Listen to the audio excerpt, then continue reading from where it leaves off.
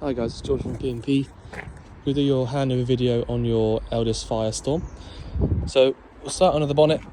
We've got your engine battery on the left hand side with a couple of little fuses and bits and pieces just for the sort of charging and the fridge in the back end, so not really much to worry about there. The brake fluid reservoir is this one up here with a yellow top attached to the servo down the back. Power steering fluid is this one just here at the front. Engine oil goes in through this cap just here, and your engine oil dipstick is just this one here with the yellow top. We've got a couple of fuses and relays under this box just here, and also your main fuse box is this one just here, but this is all Fiat Peugeot stuff, so you don't need to worry about any of that. Engine coolant, this reservoir up here at the top. Obviously the engine's cold at the moment, so you can see there it's at the perfect level, just in the middle between the minimum and maximum line. And you've got your washer fluid reservoir down the bottom, which obviously is all full after having the service. Air filter sits inside this box just here, and other than that I think that's about it. Your oil filter sits just down there at the bottom of the engine, so it's nice and easy to get to. But yeah, everything else is pretty straightforward really. Your chassis plate is just here, so it's weighed in at 3 ton, so got quite a lot of payload on that one if you want to use it. So if we go on to the offside, I'll just open your driver's door a sec. So you've got your steering wheel adjustment just here on the right hand side of the well, the bottom right, and the bonnet release is the one just to the left, so don't get those two mixed up. The only other thing I want to show you just here briefly is that you've got this little fob just here, and if you want to start the engine up you need to push this button into this little hole here, just like that. I'm not going to do it now because I've got things on in the back end, but once you've done that, that basically takes off the immobilizer, and then you'll be able to start the engine up with the key. So all the time that that's flashing, you won't be able to start the engine basically. I'll just put the keys away. So this locker just here is your toilet cassette locker. So if you want to take the toilet cassette out, lift up on this little tab and pull it out towards you. The only thing you need to know really is that you empty it out from here. So literally just undo it like that, and then you hold down the little yellow button when you're draining it out. It's basically an air pressure release valve, and it will make it come out a lot easier. So that's that. That locker does lock just there by pushing the key in there and turning it 90 degrees. You've then also got your flush fluid reservoir. So that's up here, that's all your pink fluid. And so that's where that is. Your freshwater inlet is this one up here. And by the way, it's really, really handy when they've got them up here, because when they've got the inlets that are sort of really down low, they don't have much of a downhill part to get to the tank. So sometimes you find when you're filling up a point which is really low, it'll just kind of like come back out all the time. But when you fill up one of these, when it's nice and high up, it just goes straight down into the tank, so you don't really get that. So it's there, it's handy. So again, same sort of thing, push in and round to the left to get this to open up, in and round to the right until it stops to get it to lock, and then once you've got it into that lock position, you can use, I'm not sure which one it is just yet, but it's one of these circular keys. Any sort of lock that looks like that with a little red bit inside is one of the circular keys here. So key in, yeah, of course, other one, key in, and then just turn it 90 degrees, and then that's locked in place and you can't take it out. The next locker down here is a typical Elddis thing, which is, by the way, really, really clever and really handy. So you got your leisure battery and your hookup point just inside here.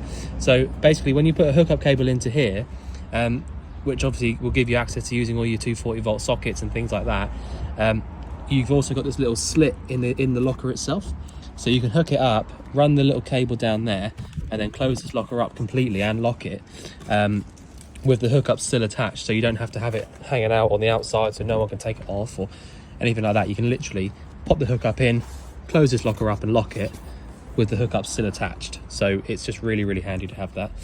And you've also got your leisure battery just in here, which by the way is completely fine. I had it working for a little while without any power going into it at all.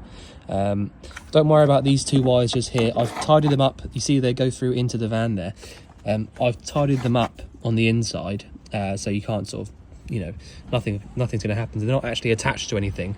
I think that maybe at some point in its life they've had like a tiny little window solar panel or something like that, where they would basically just pop these onto the battery, and then on the other side in the van they put them on the solar panel, if that makes sense.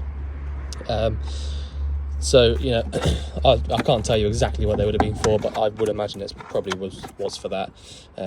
But it's not there anymore, so I just basically isolated it inside the van. But it's all there. Next locker is your gas locker. So you've got space in here for 2 of these 6 kilo propane bottles. You've got 2019 date on your pigtail here. So it's pretty simple stuff. Basically all you need to know is that turning it on is anti-clockwise around to the left.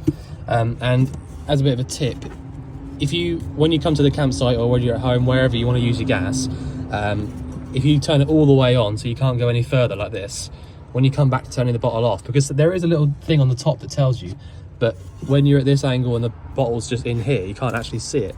So if you go all the way on like this, which is anti-clockwise, when you come back to it, you can only go one way anyway, so you know that you're definitely going the right way for off, which is clockwise.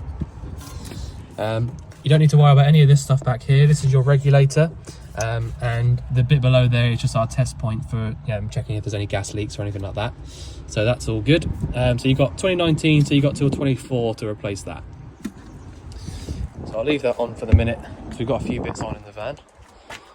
Nice new style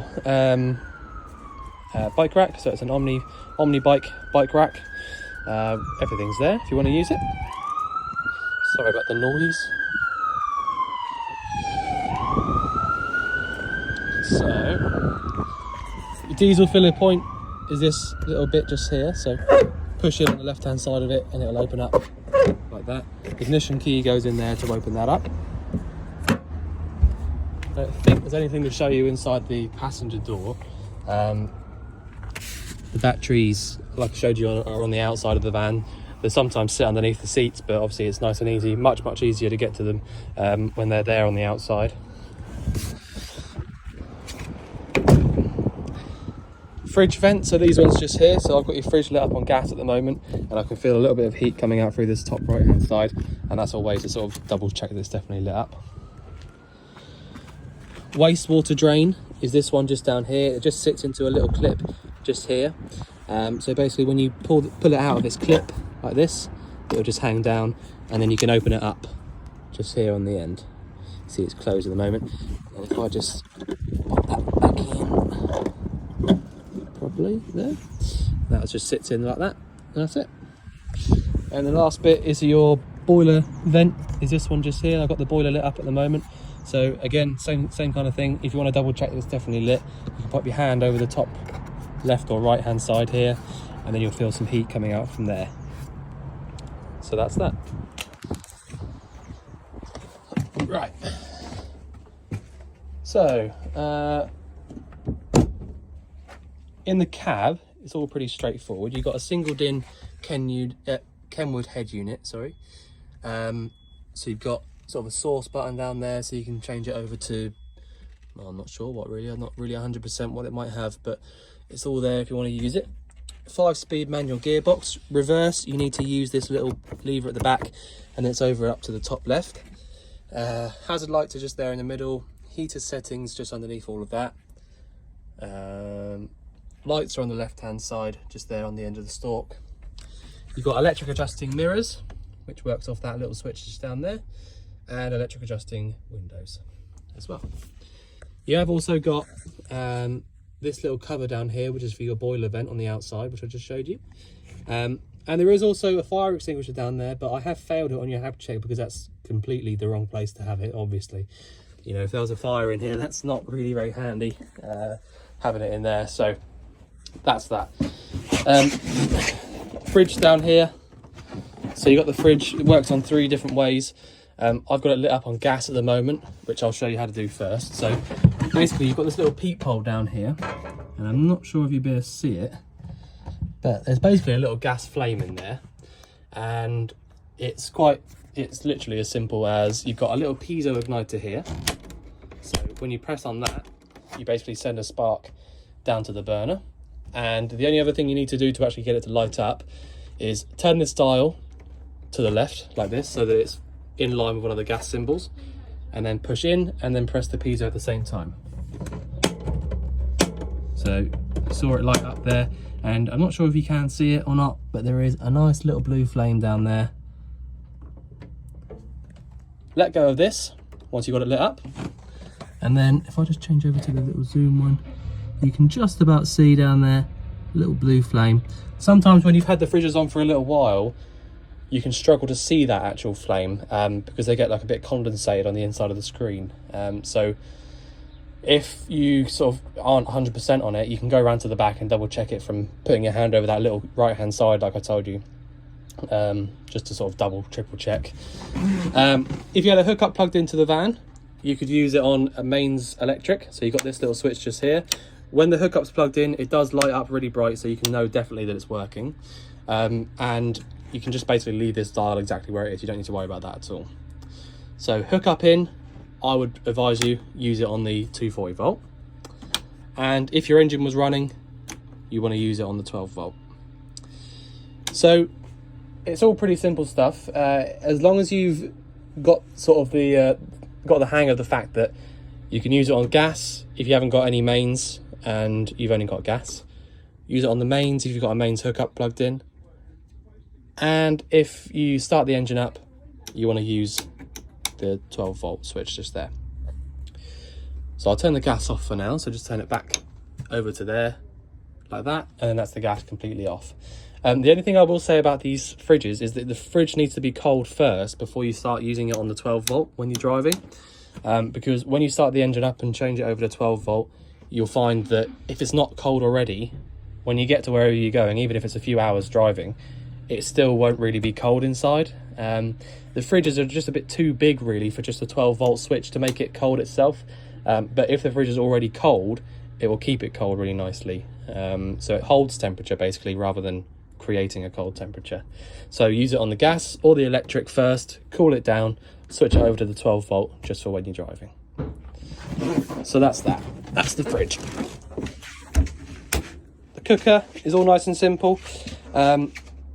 We haven't really had to do a huge amount to it. The only thing I had to do was the thermocouple for the grill wasn't really working very well. So when we were lighting the grill up, it wasn't staying on. But basically I just took it off at the back of the wire there, cleaned it up, put it back. So that's all working exactly how it should. You know, we didn't have any problems otherwise. You need to have an igniter or a clicker to light any of these up, including the grill and the oven, because there's no ignition on this cooker. A lot of them weren't made with an ignition like this one. Doesn't mean that it's a bad cooker, it just means that it wasn't built with one. So that's that. You need a little clicker or a lighter or something like that to light any of those up. But basically you've got a little diagram showing you exactly which one does which. So you've got oven on the right, top right, bottom right, grill, so on. The grill door needs to be open a little bit when you're using it, just like any sort of household grill. But yeah, the only other thing I will say, which is really, really important, is not to shut this glass lid. Obviously, don't shut it when there's actually a flame on, even the grill, because the grill's vent, by the way, is this hole just here. But basically, don't put the lid down straight after turning any of these off, even the oven. All right, because if you shut the lid straight away and you've just had this burner on, for example, for 5 minutes or 10 minutes, whatever, turn it off, shut the lid down, that lid will shatter. It will just, it's really ugly, by the way. I've seen it a few times where they've shattered. They don't just crack, I mean, they do shatter. So make sure that you leave these off for a little while before shutting the lid down. It's really important. Because yeah, I mean, it's not a big job to do it if it does happen, so don't panic, but you know, it's just it's a bit of a mess when it does. Nearly every single light around this van has got its own switch, so you know, you can go around and really make it your own, choose whichever light you want to have on or, you know, not to have on. It's up to you. So I'll just switch them. I've just got them all on because I had to have check done. But yeah, so that's that. You've also got a couple of other bits that I want to point out to you. There's stuff that I would normally leave so you can work it out for yourself, but on the Elddis, this Firestorm, you've got this little switch down here just inside the door, and if you turn that switch off, every single thing that's 12 volt in here will turn off. It's like a 12 volt isolator. So if you get into your van one day and come over to your control panel and start thinking, well, nothing's working, then it's because you've got that switch down there off, or because your leisure battery's gone dead. But it's normally because that switch is off. So the reason they do that is if you were going to leave the van for a couple of months or something like that, then just switch that switch off there, and then everything from your leisure battery will be isolated and it shouldn't drain out too much. If you leave the van for a few months at a time and don't go in it whatsoever, even if you have turned that switch off, don't expect the leisure battery to be perfect when you get back, because it won't be. It's just like an engine battery on a car. You know, nothing drains them out normally, but if you leave it for a few months, it might be dead when you get to it. It's just the way the batteries are.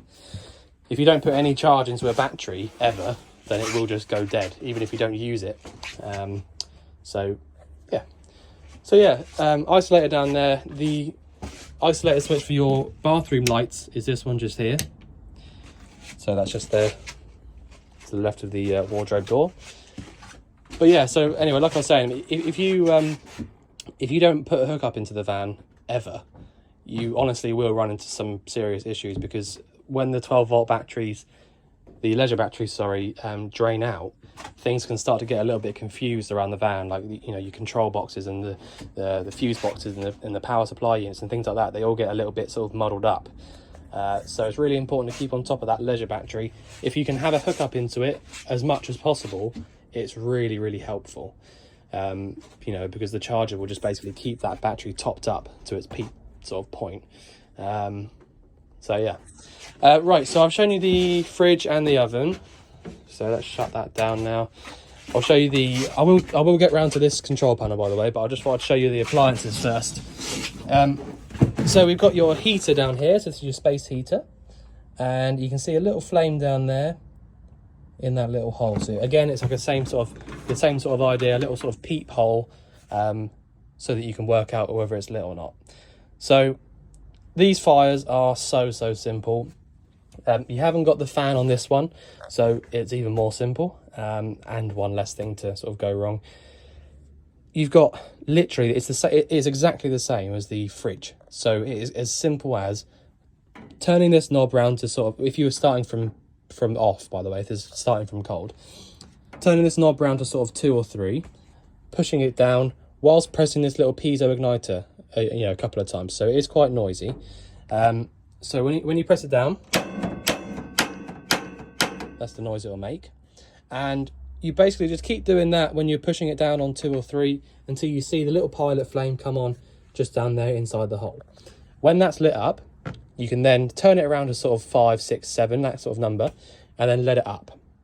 When you let it up for the first time, just so you know, it probably won't stay lit completely. It's not because this fire's faulty, it's just because that's the way these are. You'll find that it'll start kind of like coughing a little bit, and then it might go out. Sometimes they won't go out, but sometimes, most of the time they do. So all you need to do in that situation, leave it on that higher number where you've let it up, but just push it down again, light it up again, hold it down for a minute, and then let it up again. It'll do the same sort of thing, but usually after that second time, it will just sort of stay on and carry on going. All right, so if I just show you what I mean by that. So I literally turn it around to sort of, I mean, now I've had it on for a little while, so I need to turn it up quite a lot higher. But push down on sort of 7 or 8, I am now, and then light it up. So you see there, flame inside there now, that's the pilot flame. And I know it's a pilot flame because it's only on the right-hand side of the hole, and I'm literally just holding the button down. When I let that up, you see there, orange flame straight away because it all kicks in at once, and then the main flame that sits along like this then fires up. And then, you know, you'd be amazed. I mean, I've had this on just before the start of the video, so about 20 minutes, and this is roasting hot. I mean, seriously hot. So that was my next point, really. So I'll turn this off now, all the way back round to the 0, and that's off. So that was my next point, really. You really absolutely 100% need to know that you cannot put stuff over this please don't put your socks or anything like that. Don't hang anything over this to try and warm them up or dry them off. This gets way hotter than a household radiator. There's no water inside of this. It's literally just a flame and then these barbs behind there. All right, so it is as simple as that. I cannot stress to you enough how important it is not to put anything over this, because it will literally burn or catch fire. It won't catch fire, but it will burn. But yeah, that's just something to point out. It's really important. In the wardrobe, you've got a couple of important parts. You've got all of the carpets for the van are in here. We just take them up like this, so that you can see that the floor's not all rotten and nothing gets broken and things. So that's that. So your trip switches are just inside here. So you've got your main trip switch just on the right hand side there, and you've got a couple here which are your MCBs. So basically MCB means it's like a trip switch for individual appliances. So you've got here a little symbol there saying fridge, water heater, charger and lights. So that one there, usually if you plug a hookup into the van and you find that nothing's working, 9 times out of 10 it'll be because this one on the right hand side, your RCD, is down. But if you find that this one over here on the left hand side is down, that usually means that there's something wrong with one of the appliances, basically. So that's that. That's just your trip switches, nothing more to it really. You've also got a tilt and turn aerial. So if you wanted to hook up your TV, then you can do that from there. I see the point is over here, so I imagine there's probably some, yeah, I thought so. So there's a bracket here on the wall already, and you've also got down here, so just because I saw this, you've got your TV aerial, which is this part here, your tilt and turn aerial, and then you've got this TV aerial booster. So you can turn that on and off with this little button here. See, the light comes on and off. I'll leave that off for now because you won't be using it, straight away. But basically you just put this exactly where you need it so that it's facing the right way. Normally you can just copy everybody else's as a bit of a tip. If you get to a campsite, everybody obviously will be facing the correct way. If they've got theirs up, it'll be facing the right way. So just try and copy theirs. And once you've done that, you can turn this little TV aerial booster on. And then if you have got a TV to use, I would imagine, if I can see anywhere, wires might go through there and over and down somewhere. I'm not entirely sure how they got there, but it'll all be wired up down here. So you can plug your aerial from your TV into that. If you've got a 12 volt TV, you can plug it into there. And if you've got a 240 volt TV, obviously bearing in mind your hookup will have to be plugged in, then you can plug it into this one. So that's that. So the last bit's really, oh actually there is another thing I want to show you inside the cupboard.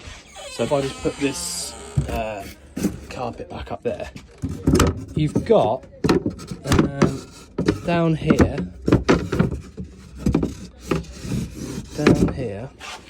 behind the heater, if I just show you that down there, I've written it on your hab sheet, but basically that's your freshwater drain.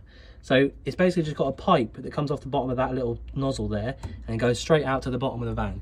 So when you turn that, it's just the same as using the wastewater one outside on the other side there. But when you turn that, it basically just drains the water out underneath. So that's how you drain your fresh water out if you did want to. The reason you do that really is if... Oh, I'll put that back in a minute. I can't do it with one hand. The reason you would do that is if you wanted to clean the sort of clean the tank out. It's up to you.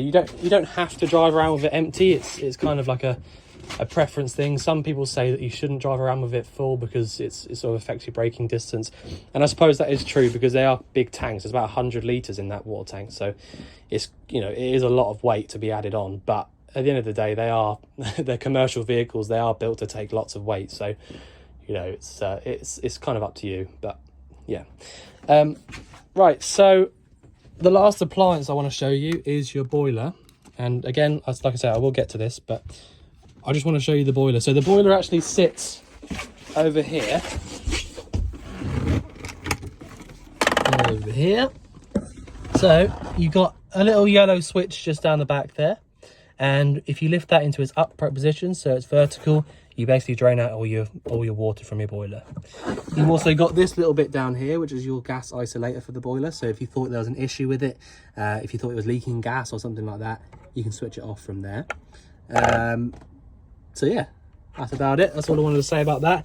The only thing I need to tell you about the boiler before I go into any other detail is that if you're not going to be using the van and you're going to be leaving it in storage or leaving it on your driveway, whatever, and it's going to be like winter time, basically, it's going to be really freezing cold, you need to be 100% sure that your boiler is empty.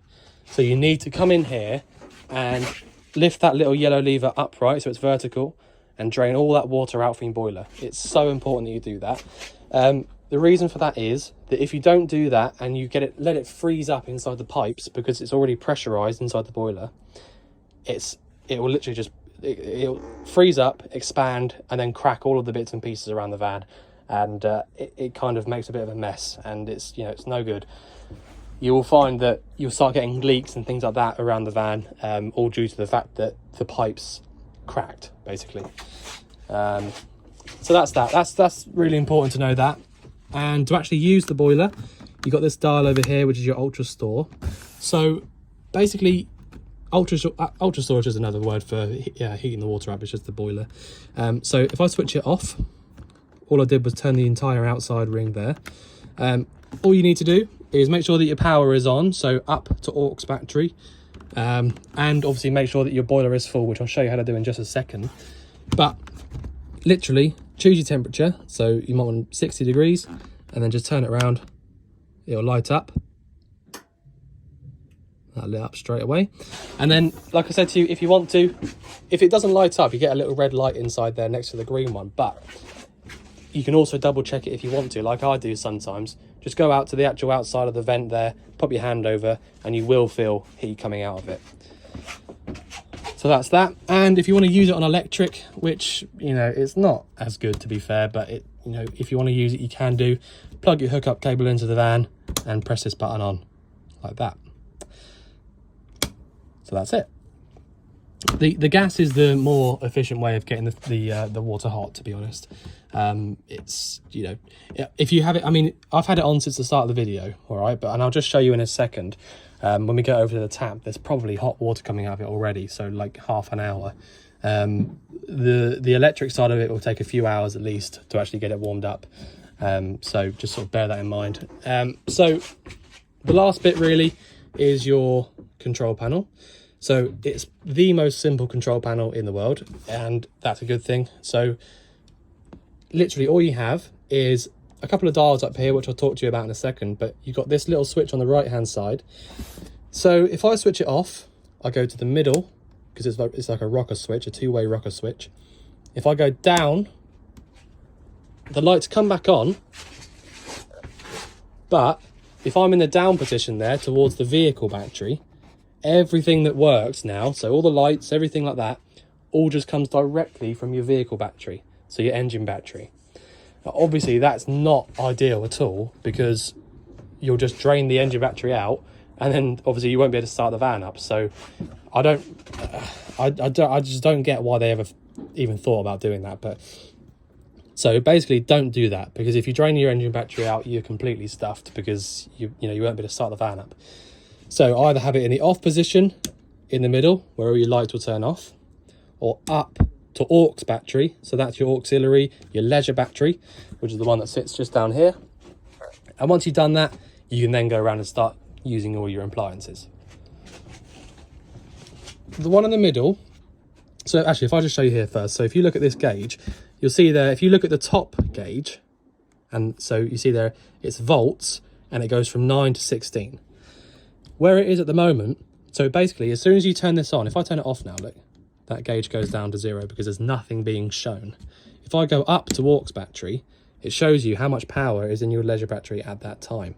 So just under 12 volts right now, with the lights on and all that sort of stuff, is absolutely perfect.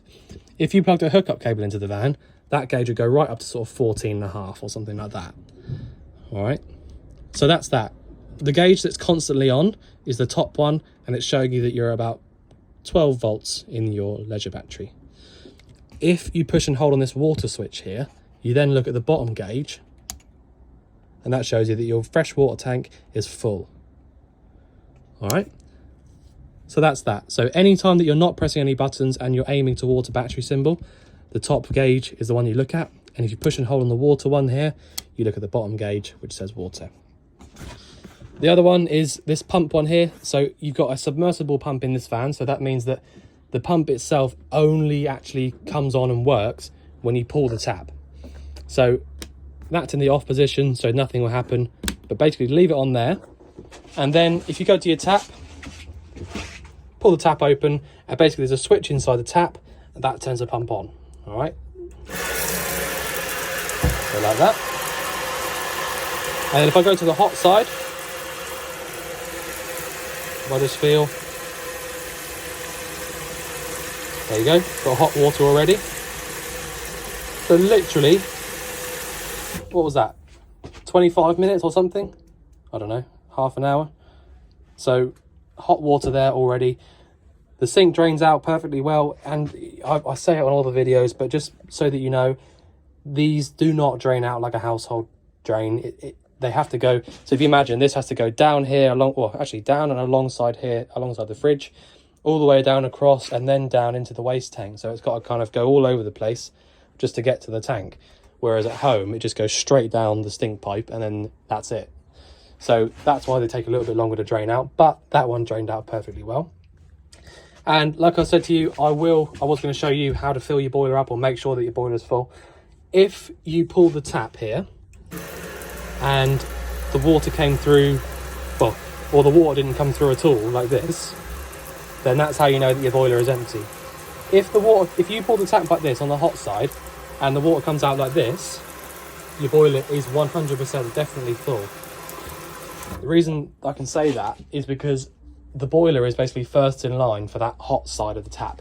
It's the same for the tap in the bathroom. It's the same for the well, it's all in the same one. It's this one's the shower as well, isn't it? If you take it out like that.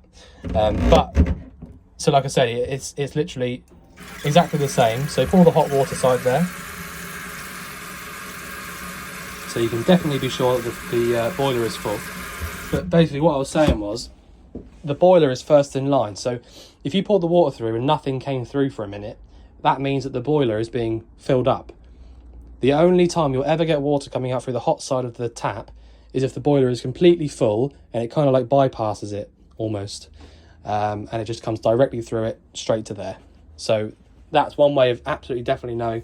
And the reason that's so important as well, by the way, to know that your boiler is full, is because if you light the boiler up and there's no water inside it, it'll get way too hot and it'll probably start melting wires and things like that.